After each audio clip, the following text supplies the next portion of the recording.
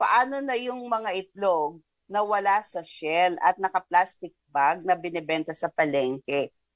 Dapat ho frozen. Baka kasi meron iba yung hindi frozen, liquid. So, Mm, mm. um, hindi natin masasabi kung safe siya kasi dapat frozen po yung pinag-uusapan natin. Di na sila dumaan sa quality inspection. Kasi minsan yung mga itlog, nabasag lang sa travel. Yung nagkaroon ng crack, so iniipon na lang yon.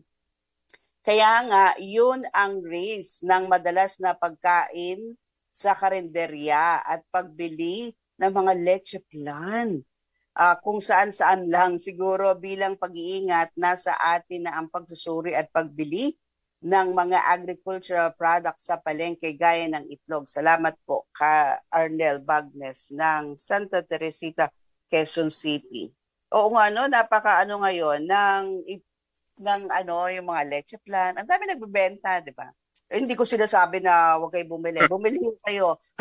Ah, ang tag doon, tangkilikin natin ang mga local products, 'di ba? Pero hindi natin alam kung saan galing itlog. Pang itlog, kuya? 'Di ba bawal pa kasi may bird flu? O ibang itlog 'yun? Hin- Hindi, depende naman sa siyempre, yung may bird flu, Makakarating nila, dito. Oo, maharang na. hindi, para sa akin naman, ang kung bibili ka ng itlog na yung mga ganyan, frozen o yung, Mm-mm. yung, Crack yung na. natakil, Mm-mm. dapat ang, para alam, kasi ito fresh ang kasi ang mga fresh diyan Fresh. galing talaga sa poultry. Yung Mm-mm. poultry ang na Nagsiseparate. oo, nag-process. Mm-mm.